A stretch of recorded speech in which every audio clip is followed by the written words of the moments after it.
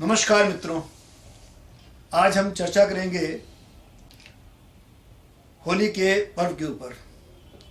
सर्वप्रथम मैं आप सभी को होली की शुभकामनाएं देना चाहता हूं और ये भी कहना चाहूँगा, एक विशेष अवसर है जब हमारी आपकी बातचीत हो रही है।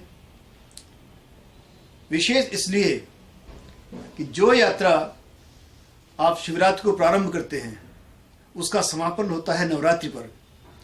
इन दो बड़ी रात्रियों के बीच आती है होली, ठीक मध्य में। अतः यह से स्पष्ट होगा, इसका आध्यात्मिक महत्व है, इसका ज्योतिषीय महत्व है और इसका कर्मकांड के दृष्टिकोण से भी बड़ा महत्व है। सबसे पहले मैं प्रयास करूंगा इसके आध्यात्मिक दृष्टिकोण के बारे में, आध्यात्मिक महत्व के बारे में और इसके साथ ही इस आध्यात्म के माध्यम से हम ज्योतिष कैसे जोड़ते हैं उसके बारे में। कर्मकांड इसका एक छोटा पहलू है। वैसे भी हमारे सभी पर्वों में कर्मकांड तो होता ही है, पर वो एक छोटा पहलू होता है, लेकिन होता ही अक्सर ये कर्मकांड बड़ा पहलू बन जाता है और इसके आध्यात्मिक और ज्योतिषीय दृष्टिकोण पीछे रह जाते हैं। तो जैसे मैंने पहले कहा, यह यात्रा प्रारंभ होती शिवरात्रि से। भगवान सदाशिव, उनकी शिवरात्रि, और समापन होता है नवरात्रि पर, जो देवी का, जगदम्बा का पर्व है। तो आशय यहां पर भी बड़ा ही स्पष्ट है कि आदि पुरुष से प्रारंभ करके हम प्रकृति के ऊपर इसको समापन कर रहे हैं और मध्य में आ रही है होली। और होली आती है फाल्गुन के माह में। फाल्गुन शब्द बनता है फल्गु से, जिसका अर्थ होता है निरर्थक, जिसका कोई प्रयोग न हो सके। तो ऐसी कोई भी चीज जो जीवन में निरर्थक है, हमारे इसका कोई प्रयोग नहीं है, उसको नष्ट किया जाए। और नष्ट करने का सबसे आसान, सुगम और सही तरीका है उसको भस्मीभूत किया जाए। तो ऐसी चीजें जो जीवन में किसी प्रकार से एक ऋणात्मक ऊर्जा लाती हैं, उनको कैसे घटाया जाए और किस प्रकार इसको भस्मीभूत किया जाए, इसके बारे में सबसे पहले आपका ध्यान आकर्षित करना चाहूँगा हमारे शरीर के ऊपर और शरीर के सातों चक्रों पर। तो जैसा हम देख सकते हैं, ये यात्रा प्रारंभ होती है मूलाधार के लाल रंग से। आगे बढ़ते हैं स्वादिष्ठान में नारंगी, मणिपुर या मणिपूरक यहाँ पर पीला और अनाहत में हरा, और इसके आगे बढ़ते हैं हमें विशुद्ध मिलता है इस विशुद्ध चक्र पर नीला रंग। मैं यहाँ पर आपको विशेष ध्यान चाहूँगा, ये विशुद्ध चक्र पर आता है नीला रंग, क्योंकि इसके आगे के दो रंग हैं वो इसी ग्रुप के हैं, आसमानी और बैंगनी। ये नीले रंग के ही उसी ग्रुप में, उसी के गुणों को परिलक्षित करते हुए दो और रंग हैं। तात्पर्य यह है कि जब हम विशुद्ध चक्र पर पहुंच जाते हैं, मूलाधार से विशुद्ध की यात्रा पूरी करने के बाद, ये बहुत आसान हो जाता है आदमी के लिए कि आज्ञा चक्र की और सहस्रा की यात्रा को पूरी कर सके। जो नीले रंग तक पहुंच गया लाल से प्रारंभ करके, उसके लिए सहज ही होगा कि वो आसमानी और बैंगनी रंगों तक पहुंच सके। संभवतः इसी कारण से हम सदैव से भगवान राम, भगवान कृष्ण, भगवान विष्णु, इनको नीले रंग से दिखाते रहे। नीला रंग हमेशा से परिचायक रहा है हमारे आनंद की अनुभूति का, आकाश तत्व का परिचायक है, इस विशालता का, अनंत की ओर यात्रा प्रारंभ होने का।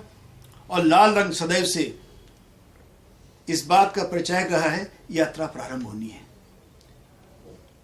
अदरवाइज भी हम देखें आज के मॉडर्न टाइम में, और रेलगाड़ी देखिए, रोकने के लिए लाल रंग और जाने के लिए हरा रंग। हरा रंग जो हमारे अनाहत चक्र पे आ रहा है, हृदय चक्र पर आ रहा है। तो लाल और हरे रंग हमें सहज रूप से आकर्षित करते हैं। हृदय जो हमारे रक्त का संचार रेगुलेट कर रहा है, और मूलाधार जहां से यात्रा प्रारंभ होती है। तो सहज ही है कि अगर हम लाल रंग से शुरू करते हुए एक बार नीले तक पहुंच जाएं तो सभी रंगों से मिल करके, और आप देख सकते हैं, मैं इसको पुनः दिखाने की कोशिश करता हूं आपको। इन सभी रंगों से जहां सम्मिश्रण होता है, इन पांचों तत्वों से हम मिल जाते हैं और उस अनंत की ओर यात्रा प्रारंभ हो सकती है। ये अध्यात्म की दृष्टिकोण से, योग की दृष्टिकोण से बड़ा ही महत्वपूर्ण पहलू है। इसी का परिचायक बना है ये होली। आप ध्यान से देखें, सभी चक्रों को एक एक बीज अक्षर दिया हुआ है। मैं प्रयास करता हूं उसको बड़ा करके दिखाने का आपको। आप देखेंगे मूलाधार में जो बीजाक्षर दिया हुआ है उस पर लिखा लम, और विशुद्ध चक्र पर जो बीजाक्षर आ रहा है वह है हम। जब शिव की मानस पूजा की जाती है, हम प्रारंभ करते हैं ओम लम पृथ्व्यात्मकम गंधम परिकल्पयामि, और विशुद्ध पर होता है हम आकाशात्मकम पुष्पम परिकल्पयामि। आप ध्यान से देखेंगे, जब ये ला या लम जाके हा से मिलेगा तो विशुद्ध चक्र तक की यात्रा पूर्ण हो जाएगी, और इन दोनों को मिलाते हैं तो बनते होली। और यहां से यह भी स्पष्ट हो रहा है कि इन पांचों रंगों को मिलाने से जो हमारे जीवन के रंग हैं वो सभी आते हैं। इसका एक और नाम बसंत पूर्णिमा भी है, और इसको हम काम का दहन, कामनाओं का दहन, इसके रूप में भी कहते रहे हैं। सबसे पहले इसके बारे में संदर्भ मिलता है नारद पुराण में। इसके आगे आता है भविष्य पुराण में। नारद पुराण की कथा भी काफी रोचक है। पहले मैं आप उसका एक श्लोक दिखाना चाहूंगा जहां से कथा प्रारंभ होती है, फिर इसका अर्थ बताना चाहूंगा। अस्त्रिक्वा भय संत्रस्ते कृता तुम होली बालिशय अतस्त्वाम पूजस्यामि भूते भूति प्रदा भव। हे होली, मैं तेरा पूजन करता हूं, तू मेरे लिए विभूति प्रद समृद्धिदायक हो।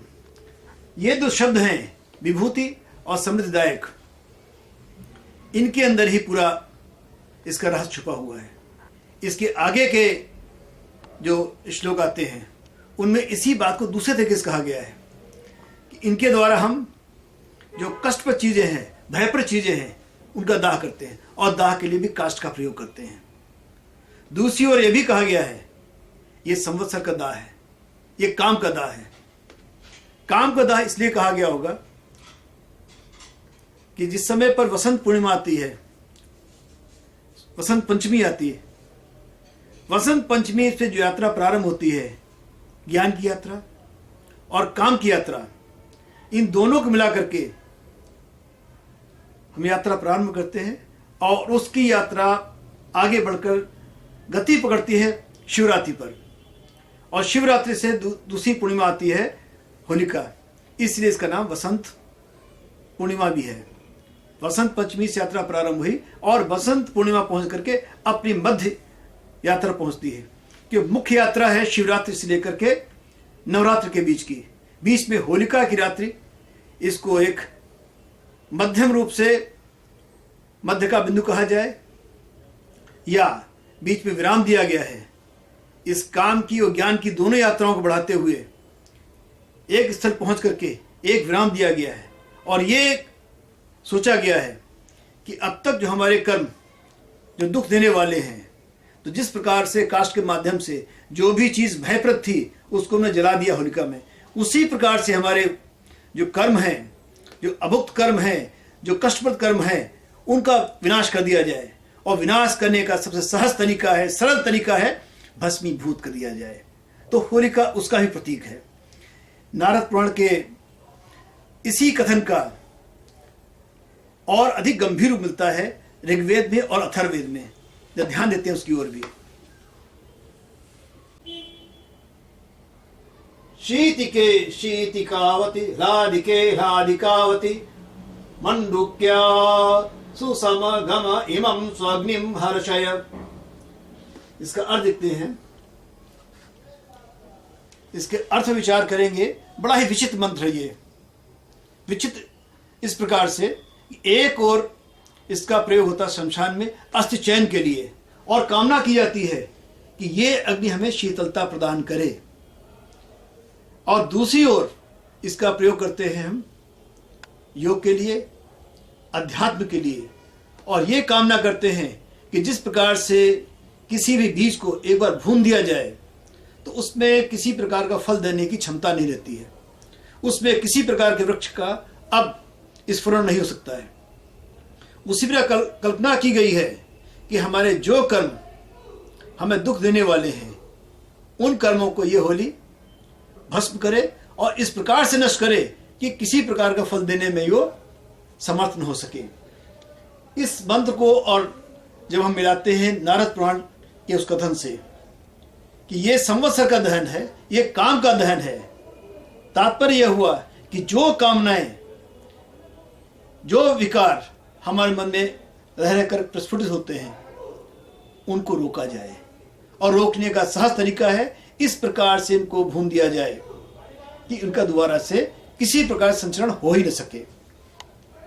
इसलिए होली में अभी भी अन्न को भूनते हैं और उसकी आहुति देते हैं।